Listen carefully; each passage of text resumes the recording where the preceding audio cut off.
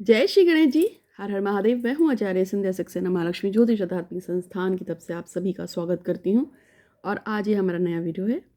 आपका दिन शुभ हो, मंगलमय हो, ऐसी मैं कामना करती हूँ। आज मैं आपको बताऊंगी कि एक प्रयोग हमारी ज़िंदगी में एक ऐसा ग्रह है जो जाने अनजाने में जब अस्त हो जाता है तो हमारी ज़िंदगी में बहुत सारी दिक्कतें होती हैं।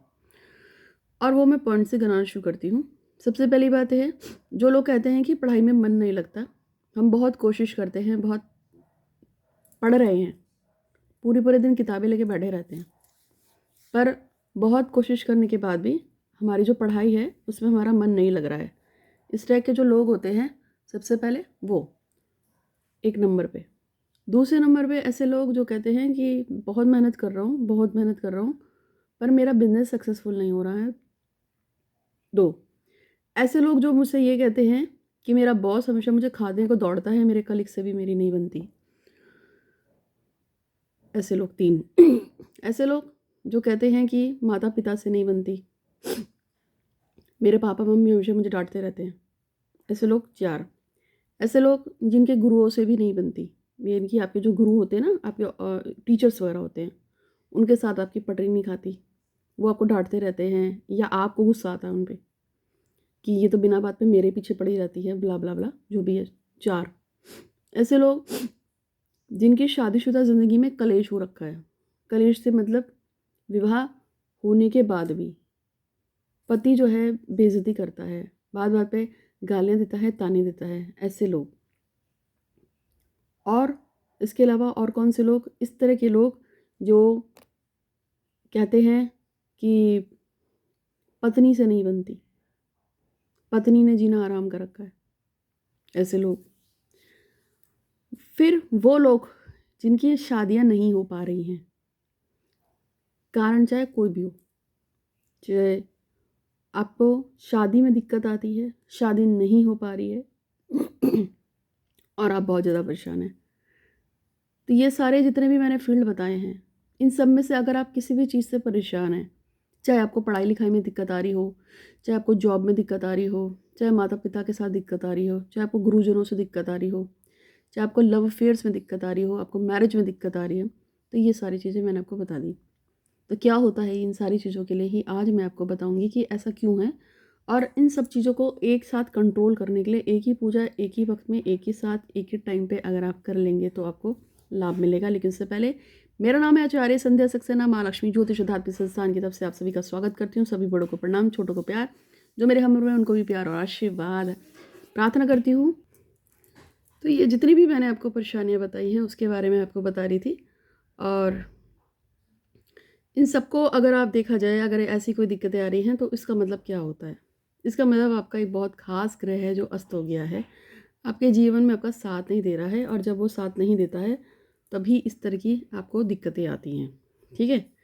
तो अगर आपकी ज़िंदगी में भी इस तरह की परेशानियाँ आ रही हैं तो उसके लिए मैं आपको बता रही हूँ।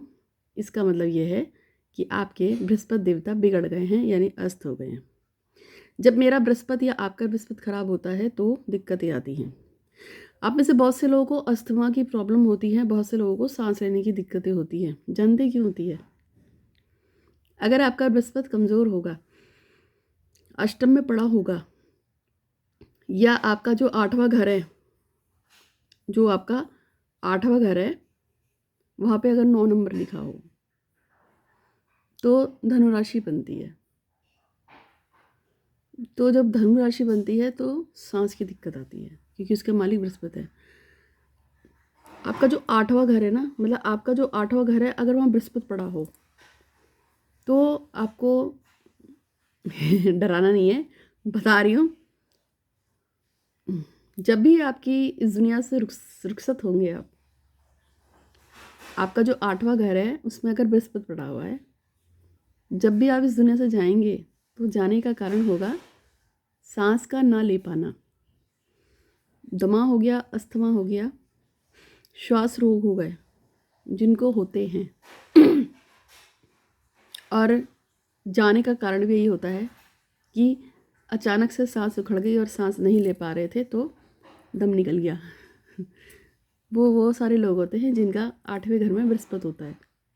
इस तरह से आप जान सकते हो अपनी कुंडली को देखकर कि अंत समय मैं कैसे जाऊंगा या कैसे जाऊंगी।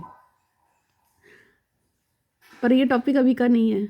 अभी का टॉपिक मैं आपको सिर्फ बृहस्पति से जुड़ी चीज़ें बता रही हूँ कि यदि आपका बृहस्पति कमज़ोर है, बृहस्पति वीक है, तो ये सारे कंडीशंस होते हैं।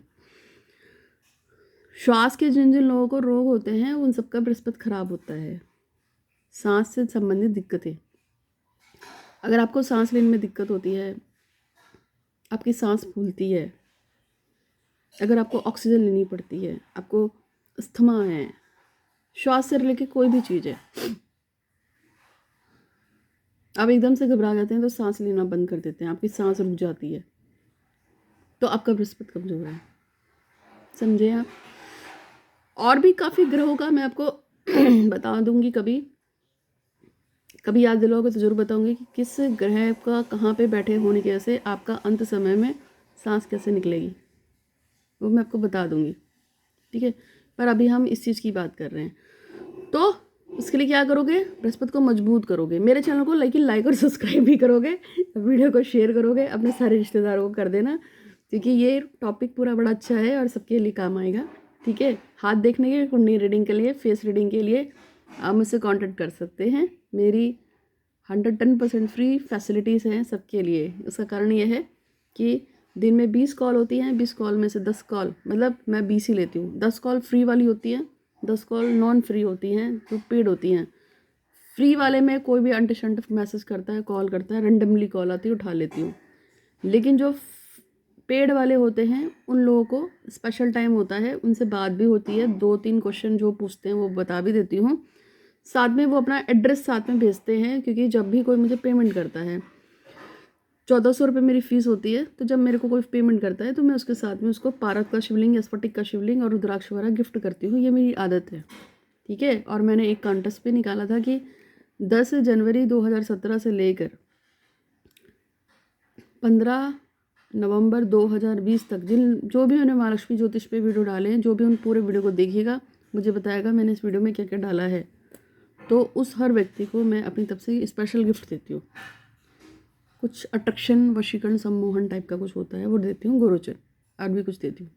ठीक है, अभी मैंने बहुत लोगों को भेजा भी है। तो वो एक कॉन्टेस्ट है, आप इसका कोई टाइम नहीं है, आप जब आपको टाइम लगे पूरी वीडियो देखो, आराम से लिख के भेजो। तो अब हम बात कर रहे हैं बृहस्पति को मजबूत करने के। तो बृहस्पति को आप कैसे मजबूत करेंगे?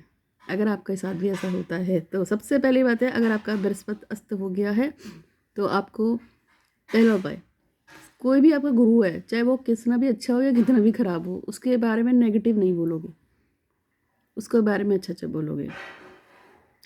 दूसरी बात है, मंदिर जाइए, मंदिर में जितने भी पंडित होते हैं उनके पैर छूना शुरू कर दो।